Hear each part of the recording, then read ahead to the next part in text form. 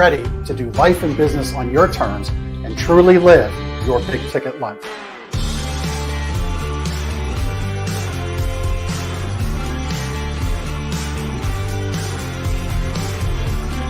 You either make excuses or you choose to level up. What amazing guests living the big ticket life.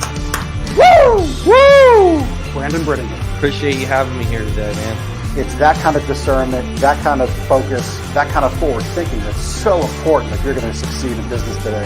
Jeff and I are like friends. We're real friends. We are and so you unlock fortune and freedom without all the stress that normally comes along with it. It all comes down to your why.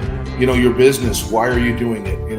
How is it going to change the world and what's it going to do for your family? I want you to celebrate your success. Talk about the struggle, but I promise you, the story is in your struggle. They'll never be able to say that about me because people only see me working hard in anything that I'm doing whenever they see me. Focused on your success and the success of those around you. But being that constant in your community, good or bad, whether things are great in the community, bad in the community, be steady. Unapologetically do business and life on your terms and truly live your big ticket life. What amazing guests living the big ticket life.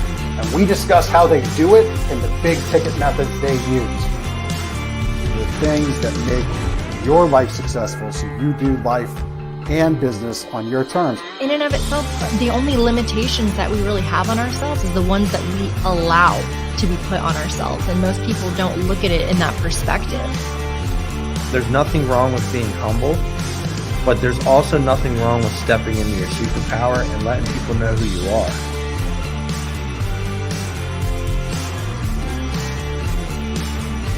Get ready to do life and business on your terms and truly live your big ticket life.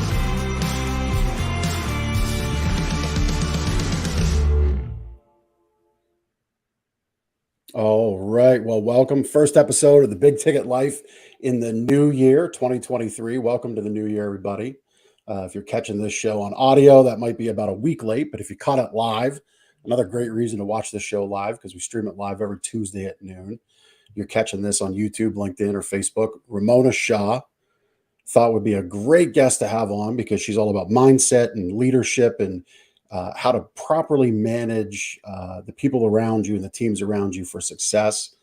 How you think is how you lead. Ramona Shaw, welcome to the show. Thanks for having me, Jeff. Great to be here early in 2023. Yeah, we're like technically, what is it? January 3rd. I was going to say November 3rd, but that would be, we would have time warped ahead in 2023. No, January 3rd, no time warp. So real quick, I figure let's start off with one thing we have in common right away and talk about why this is important to you. I often ask my guests where they give back, where they feel it's important to give back to others who might be less fortunate, what causes they're passionate about. And I noticed in your survey that my guests submit, you put down charity water, and I'm a charity water donor too. So what is it about charity water that you like the most? Yeah, I think for me, it's while there are, so many different causes that I wished I could support, when it really boils down to, I think is the things that I take for granted that are so not for, that others cannot take for granted. And I shouldn't be taking them for granted. And I think donating to something like charity water, it just reminds me of the privilege that I have and the responsibility that comes with that in, just by sheer luck of having been born in a society where water has never been a source of stress or disease, illness, right, and anxiety or uncertainty for me. And charity water does a great job sort of connecting the real story and the personal aspect and, with the charitable cause and people who want to contribute. Yeah. What is it for you, since we have that in common? Curious. Yeah, I mean, for me, there's a lot of things that I do on a monthly basis through this, like through my own personal business, through this show, and then through my one of my businesses, my retail business, will donate to local charities that come on our show through that podcast. We'll donate to them each week when they're on. So it's a myriad of things: homeless, food banks, a lot of like community service organizations. those kinds of charities where like the dollars are real connected to the people locally. For me, for Charity Water, Brian Kurtz, who's a master direct response marketer, his career spans 30, 40 years in that industry. And I'm a direct response marketing geek, if you will. So he offered up, and I forget what book it was, but it was one of these hard to find books in the direct response teaching and world of things. And he said, if you get this book from me, I'll get it to you. And all you have to do is donate to Charity Water for a year, honor system. And I think that was like 2 or 3 years ago at this point. And it's one of those easy things. You just put your credit card in and you let it roll and you're doing good. And like you said, while you're connected to it, it's one of those things that you just don't think about here in the US or really in any, modern society, civilized society, where you can flip a light switch on and you have power, you can turn water on and you can take a drink of water, have a shower, do your laundry. We forget what those things, how valuable and important those things are. So it's really great that you're connected to Charity Water that way. I like that. Yeah, exactly. Yeah. Just a little side note on that. I was listening to another podcast. Imagine that, podcasters that listen to podcasts, right? I heard on another show that I listened to that in the Congo, where almost all the cobalt comes from for electric cars, only like 9% of that country is electrified. And the areas in which the cobalt comes from, where electricity is like 0.3 or 0.4%, something like that. So when we think about the things we take for granted, it really can hit home at times. And it's really kind of interesting because these things in our hand, right, they are powered by all that stuff. And again, we take it for granted. And there's people, sometimes children, providing those items that make our life easy. And, so I think it's important we take time to consider helping the world out. And Charity Water is one of those great ones. Yeah, exactly. And just like you said with this, I think it's a responsibility to give back. And what I find, while we could always be doing more, I think there's from public figures, there've been, so I really appreciate the fact that a lot of this is coming to the forefront and how public figures are able to give back or willing to give back, see it as a responsibility to give back. And but it's not just on those who make millions. I feel it's on everyone who makes a dollar to think about how much of that dollar should I give back as a responsibility. Yeah. I mean, that's again, we could talk about this as long as we want. We'll get into really why we're together today. But listen, I think this is one of those things people can hear often. And on my other show, my retail-based, community-based show, I say often to our listeners there, look, if dollars aren't in the budget, time is almost as important for a lot of these organizations. And that transcends just your local independent, like local hero community-led organization, Meals on Wheels, your food banks, your blood banks, clothing drives, all of these things need people to affect the mission. So time is really as important as the dollars, because if a lot of charities put their nose to the grindstone, they're able to get dollars through grants and scholarships and things, endowments from governments and things like that. But it's the time they need people to go out and affect the mission. So consider that if stretching 100%. That dollar is hard for you, maybe stretch a little bit of your time. Yeah, and I think as it ties to leadership, I think this is part of the leadership aspect to look for impact, positive impact and positive change in any form. Yeah, I would agree with that 100%. So you wrote your new book, and it's titled and geared towards managers. And my show's kind of more focused on that business owner, entrepreneur. So I kind of want to bundle and focus our conversation on those lessons that I think, you tell me if you agree, apply to both. Oh, 100%. 100%. Yeah. Because at the end of the day, a business owner, an entrepreneur, you're managing people. Just because you're not down line in the chain of command doesn't really mean anything. I think actually, if you think you're above everyone in that chain of command, I think you're kind of set up for more struggle than you are reward. What do you think of that? Yeah, absolutely. And I think it's when even if you look at an entrepreneur who starts off with a great idea and they're on their own, they may have a friend or a co-founder, a first couple, maybe one or two employees, and they try to grow that business. And at that point, they're still really entrenched, and they should be really entrenched. And it's a lot more about the strategy and the tactics that they choose and the decisions that they make that will create the leverage on this growth trajectory. But at some point, any founder or any entrepreneur will realize, now I start a move away from, for example, being in the business of selling mattresses, to now I'm being in the business, me personally, in my role, the business of people. Because I realize I have to step away from the tactical thing we're doing to a degree, not 100%, but a chunk of my responsibility is now focused on the people. To make sure that they're set up, that I'm bringing in the right talent, and then when they're in on the team, that I'm setting them up for success and the support, create results through relationships. And that journey, that transition, regardless of whether someone is in a corporate role and has to start leading a team, or someone is an entrepreneur and is building a team, it boils down to the very same strategies and mindsets and approaches. Yeah, I couldn't agree more. And I thought bringing you on the show now and the turn of the new year, turn of the calendar was important. I don't know about you, but I kind of just roll year over year, right? I've got a vision of where I want to go. December 31st to January 1 doesn't explode my passion about any one thing. I just kind of have that consistent focus on growth and hitting those goals. And really, I've taken my mind to thinking more in projects as of late.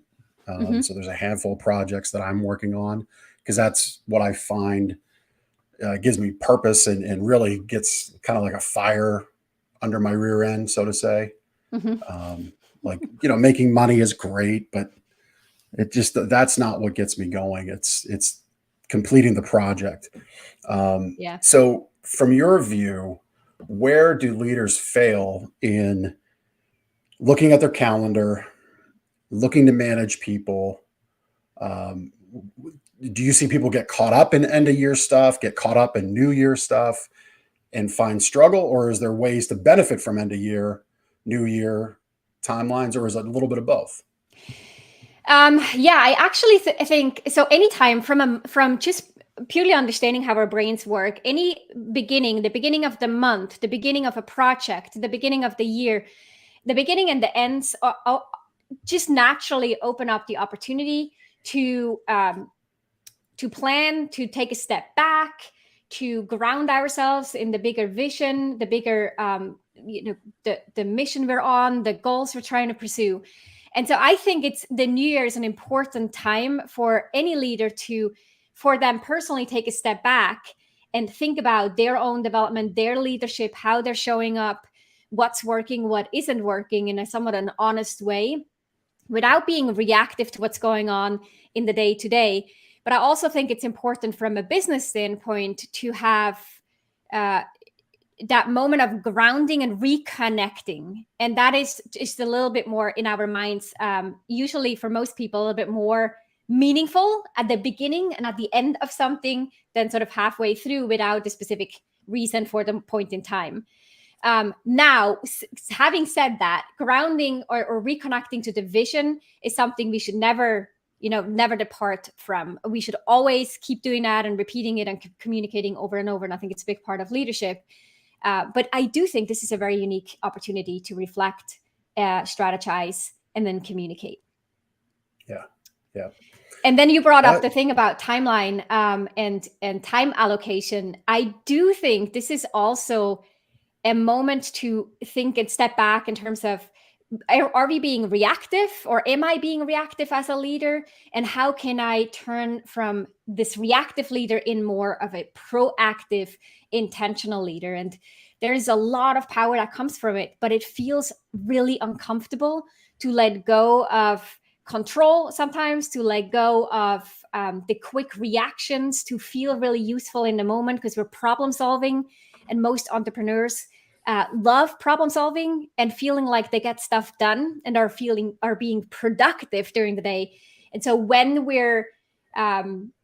as we're assessing how do we spend our time and what should we focus on, this I would encourage and invite everyone listening to look at in which moments am I reacting and where am I not being proactive at all, right? Where should I be more proactive? Be this in terms of the people on my team and how I train and develop them, my own leadership growth and development.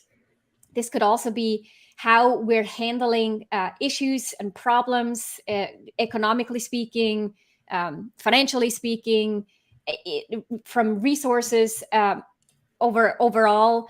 How do I take a step back and think through these problems ahead of time, more so than reacting to it in the moment? Yeah. Yeah. No, I love that. We're going to expand on that a little bit. By the way, a longtime friend of mine, Kimberly Messick, who is the furniture queen, Ramona. Although I think we kind of lost contact, but we're Facebook friends. So we kind of, it's weird. We're in a weird society where like Kimberly and she used to be a customer of mine. So I hope you're still listening, Kimberly. Give us a comment if you are or not, or maybe you tuned in and you're out. That's the way things work. But so Kimberly was a customer of mine back in my furniture road rep days, and she ran fantastic businesses on the Eastern Shore of Maryland and Delaware, and like really, there she is. She's still here. She had the game going on. She had it all, and so she's tuned in. And here's somebody that assembled great teams across multiple different platforms of selling furniture, whether that was hospitality, contract, residential, rental. She ended up buying like all her competition, and it was because she was a fantastic leader and is a fantastic leader today. I see her doing a lot of give back in the community, sitting on a couple different boards. So she's had it going on. She's got it going on. Kimberly, it's great to see you tune into the show. There's a business I've got my eye on to buy, and you talk about a reactive leader versus a proactive leader. I've been able to observe, because I'm a customer. So I've been kind of doing some recon here the last month or so. I consistently see management react. They're so reactive. It's kind of like,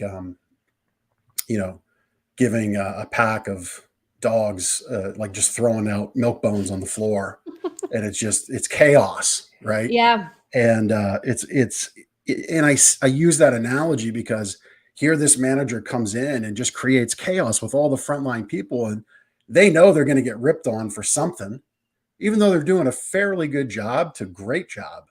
It's just never, it seems like it's just never good enough.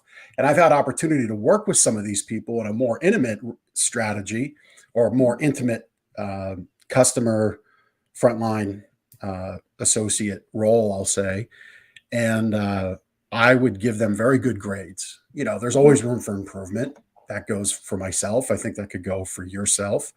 But boy, I give them good grades. But man, that management team and ownership team over their heads is really, really reactive. And just, you feel it. They come in as soon as there's a handful of people lined up at the counter, they just come in and it's like, what's going on? Is everybody okay? Is everything all right? What's happening with this person? What's happening to that person? Meanwhile, everybody's under control. Yeah.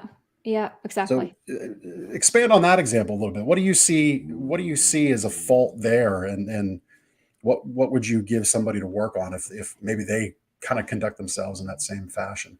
Yeah. And I think it's, the people who do this, they mean really well. And they often feel like they're actually supporting the system or the people around them, because they're trying to help. It comes from the best intentions of wanting to do a good job, right? Otherwise, they wouldn't care, or they wouldn't dive in and try to problem solve. We also call this, they're being the superhero. They're superheroing a situation, trying to rescue. But in the process of being the superhero, there's always a victim who's on that, in that plot as well. Someone who feels like, oh, I wasn't trusted that I could figure this out on my own. Someone else didn't have the confidence that I could navigate the problem or the challenge. So they decided to step in and solve it. And sometimes it's absolutely needed. But oftentimes we're doing this in a very reactive manner because we want to help and we want to do good without ever taking that step back and saying like, okay, this is the pattern that I have. And it kind of feels, rewarding in a way internally, if I'm honest, to fix a problem, even if it wasn't mine. But what is the way to empower and to delegate ownership in the organization and have a team where everyone feels fully invested? If that's the result that I want, then what do I need to do? How do I need to show up? What principles do I need to live by in order to get that result? And I think the connection we often don't make in terms of what's the result we want, and then backtracking, what does that mean in terms of the actual day-to-day behaviors? Instead, we behave in a way that feels good in the moment and feels like a useful behavior without really taking into account what's the longer term result of that. Yeah, I couldn't agree more. So you've been given a lot of great insights so far. I'm sure we'll have more, but you've got a great book. And you can get that book, ramonashaw.com/book. This is one of these things that I have thought about in the new year, is whenever my guests have something really great to offer listeners, I've done a disservice to my guests by mentioning it at the end, because just in case you can't listen all the way through in one shot, I want you to know Ramona's got a great book, The Confident and Competent New Manager. You can get it on Amazon, but it looks like when you go to your website, ramonashaw.com/book, you got some bonuses there, one of which I want to talk about, because admittedly, I kind of looked sideways at the DISC assessments of the world and the personality tests of the world for a long time. Can I share a little story about what I thought of those from way back? Oh, I'd love to. And I'm sure a lot of people will be able to relate. So yeah, this actually is back in my road days on the road. I was a manufacturer's rep representing a number of factories selling to other furniture retailers and other companies. I was kind of the middleman. I said to my customers often, look, my job is to keep this two-way street flowing, functional, enjoyable to drive, profitable for both parties. That's my job. And I was very clear with my customers that it's the factory's furniture, it's your money, and I'm here to help make that exchange profitable, functional, and rewarding, and make everybody really happy and make everybody a lot of money, because that's what we're here to do, right? And so I was recommended by about 9 or 10 of my retailers for a line that had opened up. They were unhappy with their current representation. And the manager put me through the paces, one of which was a DISC test. And I'm like, a DISC test? What the heck? I had never heard of it. This goes back a long time. This is maybe 2006 or 7. This is quite a while ago. And I'd never heard of it, really didn't understand it. So, the younger Jeff kind of just looked at it sideways, like, I don't need this. I was recommended by 9 or 10 people. What do you want? I got a big bag. I got a big Rolodex of retailers. If you want your stuff sold, I'm your guy. Talk to the 9 or 10 people that recommended me. And, so I went through, and my personality, as you could imagine, didn't naturally mesh with the company, and I didn't get the job. But I think there was some more going on behind the scenes at that time. But I really kind of that was my first interaction. And because it wasn't explained to me why it was important, I really looked sideways at that stuff for a little while. It was really only until early teens here, 2012-ish, that I kind of got behind the value of it, and understanding that when you assemble a team, you need to have complementing players. And I have that in my business partnership in the retail business. So yeah, that's my story. My first interaction with a DISC test, and it's probably not unlike things you've heard before. Is that shocking to you? Yeah, no, it's like, darn, such a missed opportunity, right? Because I do think it gets misunderstood, and people who look at it sideways have had bad experiences where some kind of assessment they took felt like they were, labeled, and sometimes even inaccurately labeled, and felt they didn't really have a chance to, to add that context, which is just such a missed opportunity. Yeah. I've seen it, in the context of leadership. I've seen it lately. My oldest son has graduated high school last June. He has chosen to enter the workforce. And he's kind of using this year to kind of discover what he likes, what invigorates him. So he's actually on a management path with Chick-fil-A. Oh, nice. And I mean, they're a great organization. For those that don't know, like Texas Roadhouse has Chick-fil-A train their people. Yeah. They're famous for I, their development programs. Yeah. Yeah. So you would know that better than I. So he's on that path, and but he wasn't sure he wanted to go back there. He'd worked construction right out of high school because that was what he did for a career center and skills to learn. I don't know that he got matched up with a great company there, so he's kind of taking a break from that. And we always talked about having Chick-fil-A management experience on his resume as he expands his career because it'd be valuable. Well, in this interim, he was having a whole bunch of these companies, which are on that same labor scale of Chick-fil-A. I'll just put it that way. Throw out a lot of testing, a lot of personality matching. And here's a self-starting kid that is willing to do the work, willing to work the hours no one else wants to, because he's kind of a night owl. And is there a time where managers can rely too heavily on these tools to where it precludes people? Even the word relying doesn't sit well with me, because you cannot, there's never ever a tool, there's not a single assessment that will be able to describe and accurately assess or describe a person and a personality and their ethics and their values and principles or their skill or skill level. That does not exist. And I think the real beauty in how a DISC assessment, or any assessment for that matter, should be used is as a conversation starter. So when you get your DISC assessment back, or if your son takes an assessment, the question should be, this is what the assessment highlighted. How do you see yourself in this? And where is it true? And where do you think it's not true, and why?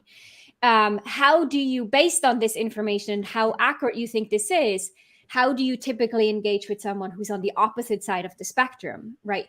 So these are all questions that you could pose based on an assessment. But the true value of assessments, in my opinion, and how I use them with teams and organizations or individuals, it's the assessment is 20% of the value. 80% of what you get of doing an assessment is the conversation that will follow in a one between manager and employee, or in a hiring process, or in a team building exercise. It's that trying to develop mutual understanding and appreciation of differences as a result of that through the dialogue, not the assessment.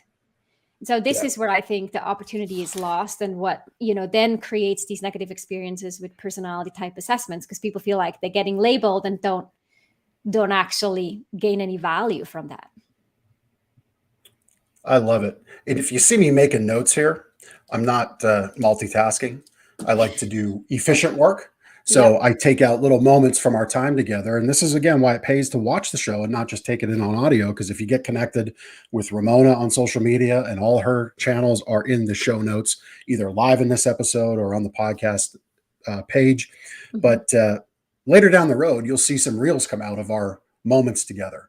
Because let's face it, I'm like everybody else. I don't necessarily sit down for an hour at a time and catch a whole show. I mean, our devices now give us that benefit. I listen to a podcast in my truck, I unplug, I plug back in when I'm back in. It pauses it for me, and it's right there. Like life has been made easy for me. So, but maybe I don't plug back into that episode. So we want to give you great moments. That's what I do. And I forgot to mention that in the pre-show, Ramona. You're speaking my language. I love when people get down on the 80-20 rule. And you kind of touched on it, where you said assessments are 20% of the opportunity. And you have an opportunity then with the rest of the conversation being the 80% of the decision. I think, if I heard that right. Is that a fair summation? Well, the conversation, the dialogue after the fact. And I think people who get the book, they get a free DISC assessment as a bonus. And when they take the assessment, now we're not engaged in they're not directly working with me, so I can't offer a debrief and that dialogue between them and me. But what I do recommend to them as a result of taking or after they take the assessment is to to bring that to the people that know them. That could be coworkers, a manager, a teammate. It could be a spouse, a friend who knows them somewhat intimately, and then say like, hey, this is a DISC assessment. How do you see myself? Or to start to think about, okay, if I'm on the DISC, there's the D, the I, the S, or the C. If I'm the D, the dominant, the dominant in that dominant sector, then who do I work with who may actually, if I had to make a guess, would probably fall into one of the other 4 or the other 3 quadrants on that circle. And how do I, as a result of that, what's the potential conflict, tension that we have? Very common is the driver, right? The dominant would want to get things done fast, have big goals, and just run with it, right? Go for it. And then someone who's more on the conscientious. That's this guy. I'm picking that. I'm picking that not by coincidence. Yeah, right. Yeah, just it's like there might as well be this big D with a little I right here on the screen right now. Yeah, right. So they want to pursue that big ticket life, and they're all in and going for it. Now, someone else may say, well, wait a second, Chef. You haven't really thought through these different steps. And if you want to buy that company, then like, whoa, that makes me nervous, because have you thought through like the legal aspect? Have you thought about what that does to our existing clients? And they have a different pricing module. And how would you navigate that? And the D might be like, oh my gosh, you're such a downer. Why? Just let me run. This is draining my energy. Just get on with it. And like, let's do this. It's exciting. But someone in that conscientious part of the C on the DISC circle may naturally just come up with the things that they see as obstacles, and that there needs to be a understanding that we're looking at something from different perspectives. We have different needs. And when we see ourselves in these dynamics, we pick it up so quickly. We all of a sudden realize like, oh, this is one of those moments when I'm, the dominant force here. I want to go fast and big, and I have to get other people on board, and not by doubling down on the way I do things, but by trying to figure out how do they do things, right? So it's not me trying to do me stronger. It's trying to pause and look at the other person, think, how do I meet them where they're at? And so the kind of language from a DISC assessment just really helps with that. Yeah, 100%. I mean, I am no, we're going to the high dive. We're doing a full 360 somersault, and we'll fill the pool on the way down if we have to. Let's go. Right. Yeah. So I need those S&C people around me to say, well, there's the faucet and I've got the hose. Let's make sure we got a lot of water pressure and a big old hose to fill that thing up, because Jeff and gravity don't mix and he's coming down fast. Like, that's just how it works. Yeah, exactly. But I've learned over time, and I want you to speak on this next. Like, I've learned over time, having a team of people around me, whether that's partners, whether that's people I bring in, service providers, having like that core cast of characters, so to say, not to minimize them as, a cast of characters, but just like, I got my team, I got my people. And when I bring a new project to them, I can tell if we're going to hit a home run or if it's not going to be great, or if it's something I should pass, based on how I can tell the story to them and how they can relay back what they see as success. I used to take what they relayed back, that conscientious person, and you said it. Well, they would say, well, here's a hurdle, or here's something that I see. And I would be offended. I'd be upset. Like, you're just stepping on my dream. You're taking my high dive away. Right. Now I've learned, no, you need those people around you. You need that team, because you go a lot farther. What say you? 100%. But with that recognition comes also the requirement to develop the skill to adapt your communication style, like I said earlier, to where they're at. Because you recognizing I need those people around me may still not allow for a effective communication between the two of you and someone from a different angle. And this is where leadership development really comes into play, to recognize through conversations and through application, hey, where, and also going back to the idea of being proactive, do a team analysis. And every client that I work with, when we're looking at team development, we're doing an analysis of who do you have on the team, and how do they, like, listen to them in your next one-on-one meeting, listen to them carefully in terms of the opportunities they present, the problems they bring up, the values that come through in the conversations, what energizes them. Pay attention and take note. So this is being proactive so that you have an understanding of, when I communicate and I want to get them on board with my idea, how do I do that? Not just trying to figure it out in the conversation based on the stuff that they throw back at me and then I respond to that, but by actively thinking about the angle I'm going to take to get them on board and motivate them. Yeah. So is it good to think about it that way? What's the angle to present this to get everybody on board? Or is it best to go to your team in a manner in which you're going to hear honest feedback from the people you trust, so that you either hit a home run or you say, you know what, I thought this was an opportunity, but they're right. This is going to be terrible. Yeah. Because isn't there a dynamic where those around the leader have like a perseverance mindset of, well, I don't want to upset the apple cart. I don't want to be thrown off this team. I don't want to be fired. So I kind of have to say what I think they want to hear. Yeah. How do you manage that dynamic? This is a moment. I think this is situational, because there are going to be moments when you need to influence and get someone on board because you're very clear, this is what we're doing, this is where we're going. And then there are other moments, like you said, with the decision, where this is about making a high quality decision and leveraging the team's collective strength in order to get to that. And that's just a different situation, and understanding, like, what am I trying to do? And so therefore, how am I going to approach it? If you find yourself in a situation where you are trying to hear from the rest of the team what they think, and you prepare yourself to be, vulnerable in the moment, be wrong potentially, to expose yourself to those conversations, then there are two tips. One is state your opinion last, which is a leadership principle to consider. That means anytime you're in a room and that regardless of how much you have a flat hierarchy and you see yourself as all, everyone is equal, you as the leader or the CEO or the founder will always have a different level or a different sort of authority assigned to that title. And you speaking out loud something will naturally influence the perception of other people. So stating your opinion last just means going in and saying, like, here are very factual, here's what we're dealing with. I'd like to hear from you what your opinion is, or what your instant reaction is, or think about this and we'll talk about it next week. Don't state any subjective opinion first. That will influence their thinking.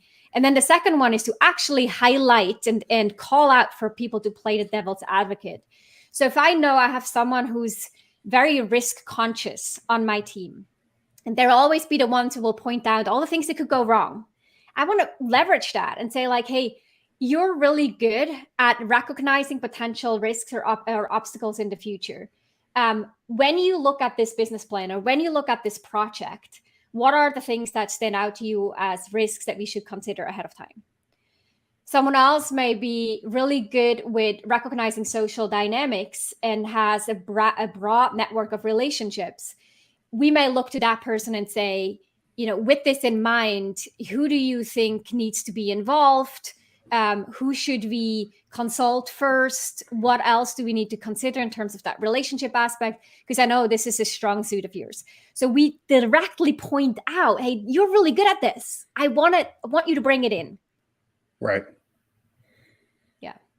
Yeah, I like that. That's very, very smart. And right there, I mean, if you thought this was just about middle management and how middle management does better, you just got a little dose of masterclass in leadership for anybody, whether that's your dynamic of relationship at home, the couple of employees you have in your small business, the 50 employees you have in your larger business, or you're managing a team of 1,000. That was very, very, very smart right there. Love all of that about bringing people in and kind of playing to where they're going to go, and use that skill, magnify it. Yeah, And exactly. let them keep honing in on it, and they might even get to a problem that neither you nor them saw that would Yeah, happen exactly. or could happen. Yeah, I really, really love that a lot. Um, yeah. So getting the book, easy, how many pages is the book? Easy read, long read? Is Super this easy read. okay? I really wanted to write a book that's, everyone that I work with is super busy, and like the last thing they want to do is read this big chunk, of a book. Uh, I also consciously created a book that has examples and shows you, tells a bit of a story, but isn't full of long winding case studies, but really highlights what I call there are two main components. One is those critical mindset shifts to transition from being an individual contributor or in a business setting, being someone who drives the business, to then becoming a leader in the organization and taking that different perspective and really owning the leadership role. So what are the shifts that people need to make? And these are internal shifts and how we see ourselves and our role. And then what are the specific behaviors that go along with those, as well as what I call the APS method. And this is sort of my approach to leadership development that encompasses awareness. This fits into with the idea of what we've just talked about with taking an assessment or understanding your strength and how to leverage other people's strength. Team analysis, all that goes into awareness. This is the A. The P stands for principles. So I just stated a principle earlier, which state your opinion last. And every successful, prominent leader has, whether this is published and available online or they have it for themselves, they have their set of leadership principles. And these are the things that they do on a regular basis, or how they conduct themselves and the guidelines upon which they make decisions. And so as a leader, develop those principles is the second. And then the last one would be the system. So really looking at the routines and the tactical behaviors to develop a leadership system that allows you to create the results that you want. Yeah. Yeah. I love it. The APS method. Very smart from a marketing strategy. Very smart that you have a book as well. Trying to shout this from the rooftops. Yes. Yeah. Just as a kind of a left turn in the conversation as we look to wrap up, I'm a big believer in books for your business and marketing your services, marketing you, the business. I mean, I have, for other presentations I've done, I mean, right here is a whole stack of books that have authored in some form or fashion or another, both printed, digital, you name it. What has your book done for you? Well, I should ask first, how long have you had it out? About not a year yet, maybe 9 months. Okay. May, yeah. And any marketing wins directly correlated to, because your market you serve is obviously a crowded marketplace, just like any marketplace is, right? There's a couple smart strategies that you have. Your book, 1, 2, you have a methodology. There's smartness in that, and there's marketing power in having your own APS methodology. But have you seen any big wins as a direct result from having your own book? There isn't it wasn't, and I think this is interesting, right? When you look at marketing strategies, generally speaking, I think one of the lessons, and I love marketing and business in addition to really loving the work that I do as a leadership coach and trainer. I used to have, like, in my immature state of a business owner, I always thought there's going to be like this one thing that will change everything, right? And I came to realize, like, there isn't one thing, and it's probably a good thing that there isn't one thing, but it is to have to build the platforms to be consistent in developing your methodology and your messaging. And the book was one of those pieces where it felt really good to wrap it up in a concise way to demonstrate. Anyone could read the book, but they don't need to work with me to understand what it takes to become a good leader and what are the skills that they need to develop and pay attention to in order to be effective as a leader. And then as a result of the book launch, I was able to reach more people through that, some of which became clients and some of which who just report back and say this book was made a huge impact in how they lead. And to me, those little moments. It's the personal, that what we talked with Charity Water about. It's like knowing there is another human on the other end of this communication format that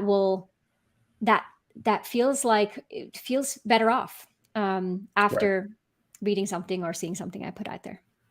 Yeah. No, very smart. I mean, you touched on it. Consistency. There isn't that one thing. If there is one thing, it is consistency. Yes. I noticed in some of the details you sent to us as we got the show produced, you're proud of the fact that you've done a podcast episode on your schedule coming up on 3 years, I guess it is. It was April of 2020 when you started. Yes. Now, that's big. I mean, Yep.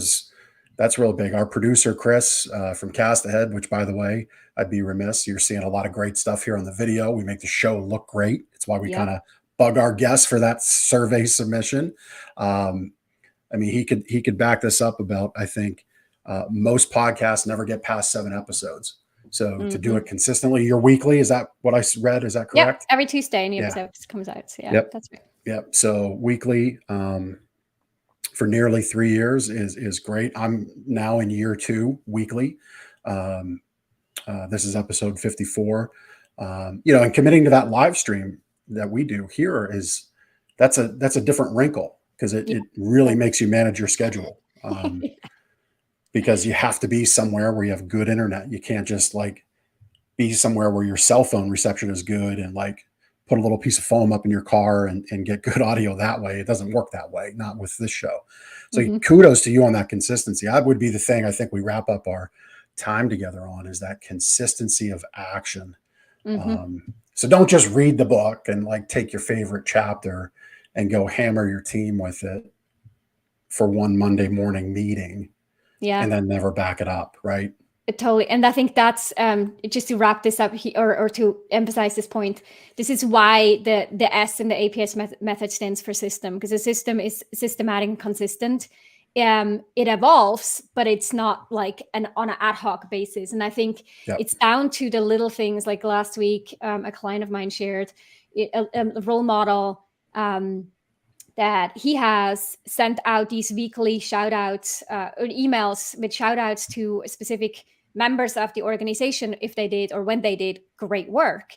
And it's the weekly email that made this leader be the one who is known to recognize great work in the organization. It's not that this person sort of one-off saw something come across his desk and then thought, oh, this is great. Maybe I should mention that. No, he had a process in place to collect these data points and take notes on them throughout the week for him to then write the weekly email on Friday and send it out. And it's the systematic approach of thinking through praise, feedback, coaching conversations, career development, the hiring process, that all these things that will take a leader from being good to being great. Yeah, very smart. Very smart approach. I like that. Calling out the greatness of the team and committing to it weekly. I bet you at times that person might feel like, I don't get a lot of feedback on this, or maybe not as much feedback as I feel I should. But rest assured, they're watching, they're reading that. Yeah. There's no doubt. Totally. And then 10 years later, one of the employees, mentions this to their leadership coach, right? This is the impact those things have and how people, then recognize the real intention behind it. Yeah. I did that for a brief time with our team in the retail business, and I was frustrated. And then I just asked the team, I said, hey, are you guys reading this? Are you getting anything from this? And the feedback was, we are, but we can't have a conversation on email. Could we do this in a quick weekly wrap up or a quick weekly meeting? And so that weekly email communication became just a weekly half-hour dialogue of feedback, praise, and we set the week ahead. And I got to tell you, it's so darn powerful. Yeah, that's amazing. We're all on the same page. Yeah. And it really works well.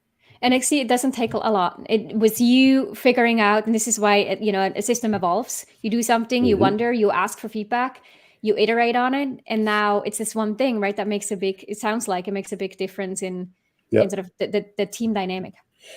Yeah. I mean, we removed a ton of conversation. Well, not a ton of conversation. We just removed a ton of back and forth emails that were just wasting time. Mhm. Now we know what everybody's doing throughout the week, from the delivery crew to the operations crew to the sales crew, and it's really great. So yeah, that system existed. It was that tweak. And as a leader, email is super easy for me. My time's very finite in that business each week. I'm there 2 days a week. Mhm. So many hours on a Monday, so many hours on a Thursday. And for me, it was just, I had to accept, okay, I gotta devote this half hour here, but that half hour there is going to be actually pay me back, because they're going to be more productive and we won't be having these time wasting email conversations, which just aren't great. I think everybody can agree on that. So Yeah. Ramona, this has been a lot of fun. I really enjoyed it. Yes. Yeah, same here. Yeah. I heard, now I'd be remiss, I heard a dog barking in the background. As somebody that loves dogs, we have 2. Any given time we might have 3. If it's a rescue dog. What kind of dog do you have? I don't have a rescue dog. I have a Cavapoo. They're a mix between King Charles Cavalier and Poodle. Yep. For very specific reasons and why we needed that kind of dog in the family. But yeah, she doesn't really listen to my podcast schedule. Barks at squirrel or the wind or whatever. Yep. Ours learned early on that when I have headphones on, now that my podcast office is upstairs, but when I'm downstairs and I put the headphones on, they have learned to be quiet. It's pretty remarkable. That is amazing. But I don't trust it, right? So Yeah. I come into the podcast office to do these because I value what our guests hear, and I want to make sure everybody enjoys the experience, because our dogs are big and they would be very, very disruptive. So anyway. Well, enjoy that Cavapoo. And look, thanks for all the great work you're doing to help others lead and lead better and more intentionally. You can get Ramona's really great book at ramonashaw.com/book. That'll take it right there. There's some great bonuses there. You can also get it on Amazon, but I'm guessing you get some of those really great bonuses buying it direct. Is that right? Or is it the same? You get them on Amazon too.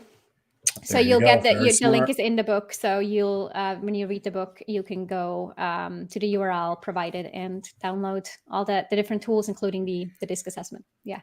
That's a very smart strategy. A lot of people that make books miss out on. Yeah, right. Amazon's easy, but they punish their purchasers because they don't get the great bonuses. So really smart. Exactly. Yeah. They're really smart. So Ramona, thank you. This has been a lot of fun. Really Thank you, appreciate Jeff. your time. Yeah, Same here. you're welcome. You're welcome. Thank you. All right. And that's this show. We'll see you next week. Happy New Year. 2023 is here. Let's all go out there and do life and business on our terms. And we'll see you next week on The Big Ticket Life. Take care. Thank you so much for taking the time to listen to this episode of The Big Ticket Life. You've heard from another amazing guest living their own big ticket life, and now it's time to live yours. First, I'd love for you to take me up on my free gift to you. Claim your gift at gift.thebigticketlife.live. That's gift.thebigticketlife.live. See, all your life you've been told what is and what isn't possible by the loudest voices from the cheapest seats. It's time to finally do life and business on your terms. Sure, you've heard similar things, but without clarity on what can be done, it's easy to have your customers, employees, maybe even partners, and your spouse keep you from truly living a big ticket life. My big ticket methods shift you into that investor seat in your business, away from commodity and away from competition, into a market of one, so you can finally live your own big ticket life. So my gift to you is for you to book your discovery call today, where we'll uncover first the Chivo behaviors, those chief everything officer behaviors that hold you back, and why moving into the investor seat in your own business is critical. 2, we'll uncover the premium position that's up for grabs right now in your market that you're missing out on. And 3, which big ticket methodologies are just waiting to be dropped into your business to explode your sales and profits. So again, thanks for listening to this episode. I'd love for you to take action right now. Accept this gift, book your call, go to gift.thebigticketlife.live. Again, that's gift.thebigticketlife.live.